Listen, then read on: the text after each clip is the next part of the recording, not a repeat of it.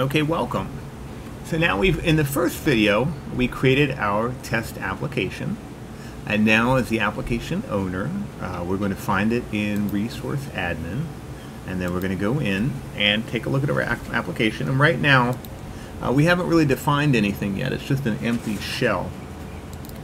So it lacks application rights, it lacks resource types, it lacks field types, scopes. So we're just going to do, in this video, just a simple example where we're going to create a resource type and then one right. So let's click here to add a resource type. We'll say video test application. Let's just call this a video. That is our test resource, video footage and videotape footage. We'll give it a name, which is just the resource type name, the description or display name for end users, and a description. We'll click Save. And now, when we create an app right, we can say that it is a right for video footage, to create video footage, edit video footage, to read or watch video footage, to delete video footage. So our right now is about something, because maybe we're going to have another edit right, which isn't about video footage, it's about something else, like a camera equipment checkout, or some other type of resource that exists in your test application. And again, if your application doesn't really have resource types, they're all just rights in the application, then you could create a resource type just called application. Now we're going to create an app right, and we can create one here one by one. If we click the create button, it sends us into a little wizard workflow, or we can walk through the process of onboarding an app right. Or if we know we're going to create multiple app rights at the same time, then you could come down here, and if you have access, the bulk create app rights workflow, which allows you to do basically the same thing, except you can create multiple at the same time. So let's say I'm going to say add a right for view video footage. So that's my right name, which would be available via the API, my friendly display name for end users, the description, and the resource type. Now here are the advanced settings that are typically the advanced settings that you're creating one by one. Split by value for approval. That is used in cases where, let's say, my view video footage, I'm going to later associate a scope or field type called, let's say, country. And that way, when someone gets the right assigned view video footage, or they request the right, they have to pick that field type value as a condition. So maybe I'm saying I'm requesting the view video footage for the United States and Canada, and that could get approved. And if I request, let's say, United States and Canada, and you want different approvers for viewing videos for Canada versus different approvers for viewing videos for the United States, then really what you're saying there is that you need to split that request by scope value or field type value for approval. So you check this checkbox if you know that this right, later you're going to add a field type to it, and you want different approval paths based upon the values they select. Like legal entity, you might have different approvers for each legal entity, or different approvers per country, as I mentioned there. Then what this tells the system to do is that when it's adding it to the shopping cart, it's going to split it by value and add one item to the cart for each value you select. So if in my example, if I picked view and I picked Canada and United States, and I have split, it would add 2 items to the cart.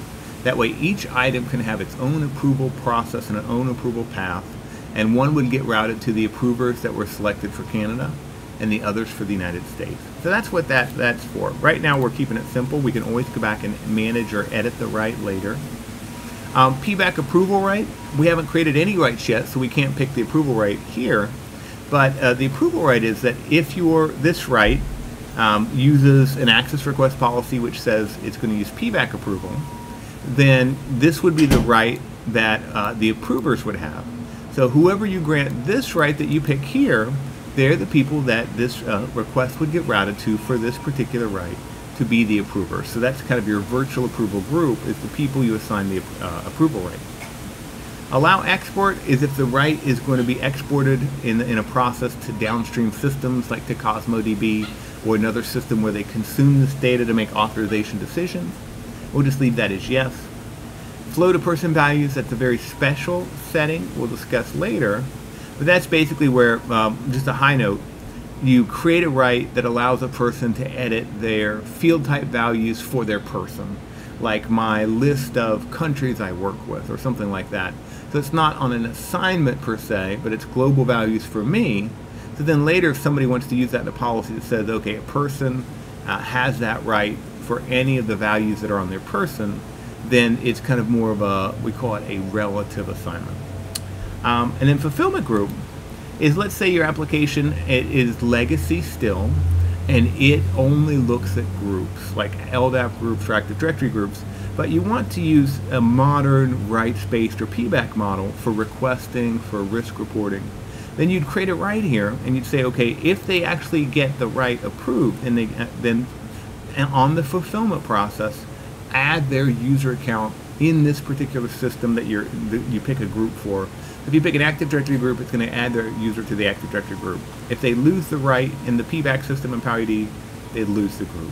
So that's kind of a high level of what those are for.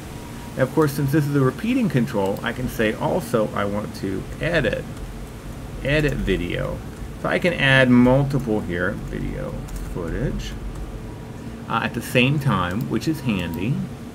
Again, we'll pick the same settings here, allow export, we're not going to set up an approval right. And now the shared settings, which location creation to put these in to control who can see them, who can't see them, and any inherited rights or RBAC rights, that's that.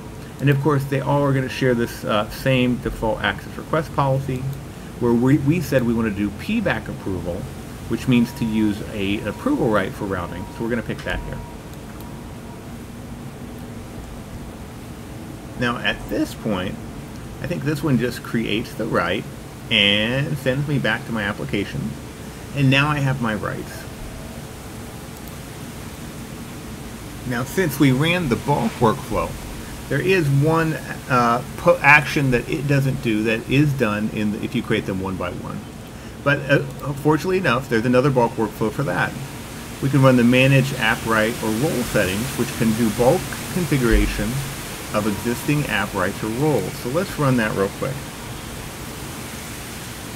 If we run that one, we're already passing in the application because we're running it from within our application. If we run it from elsewhere, it's going to ask us to pick the application first. So now it knows that these are the app rights that live in our application, and we're going to click to edit them. And now it's going to let us pick a role definition, but since we don't have any, we can just skip that step. And why are we running this? We're running this because we didn't set up the IAM shop settings for our bulk created app rights and roles, whether or not they should be requestable and who is eligible to request them, most importantly.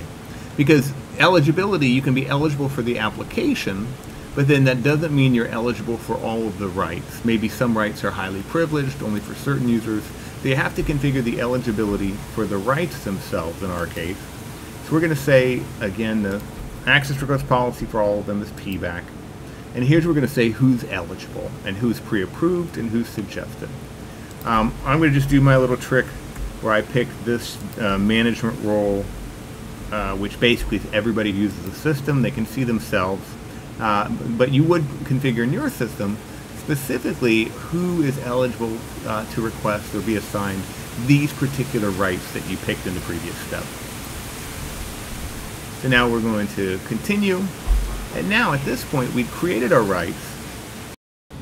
Okay, now before we end this video, let's go back and just see the one-by-one method. If you want to create one app right and set all the settings in one onboarding flow or one wizard flow. So we're going to click the create app right that runs the wizard workflow, which has a series of steps. You'll notice, I select the application, which it skipped because we're in the application.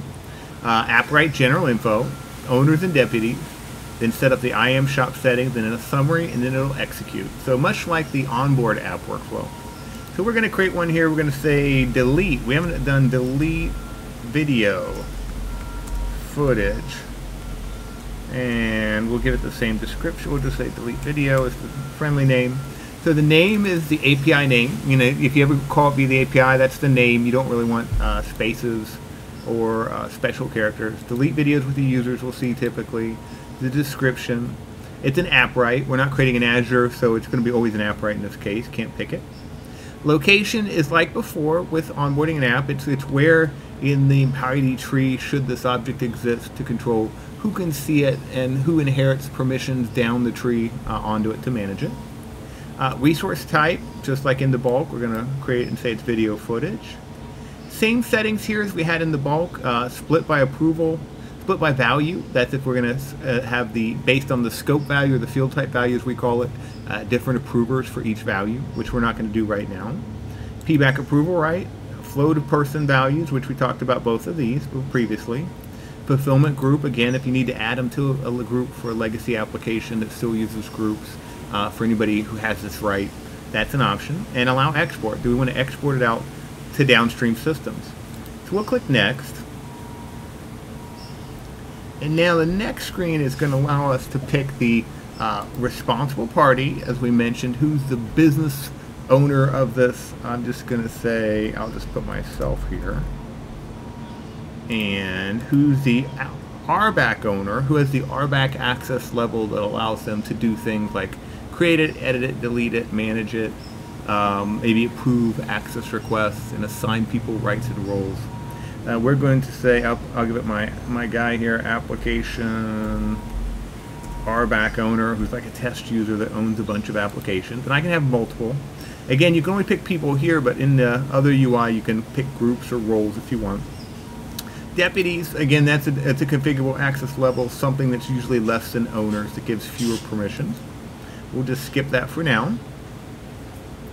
And now we're going to see the IAM shop settings. So here you can see all of them. So we're going to pick PBAC approval. We're going to say who's eligible. We'll say, I'll do my usual where I basically give it to this management role, anybody who could see themselves. But you would pick the real, who should be eligible to request this in the IAM shop, and who should be have it where they can have it assigned in resource admin. Pre-approved we talked about before. Who can request it and it should skip approval. And then which roles typically should those people have it suggested because it makes sense for them based upon what they existing access or what they do. Next screen is a summary, and then we'll just submit and it will execute and create the right. So we'll just submit it. Data. Okay, now it ended and we're back, and now we have our third right, and it's all set up, completely set up. It did all the options. So again, if we were just to go back and check real quick, go to the IAM shop. Now, as long as RBAC ran, because some things are RBAC dependent, like having access to a new object, as long as it ran, we're going to go back to applications. We're going to find our video application, request access. And now we see our third right. So yeah, so that we saw the bulk create app rights workflow, and we saw the one-by-one create app rights. And again, these are simple ones. They don't have any field types or scope values that you have to select on the assignment. But we'll cover that in another video.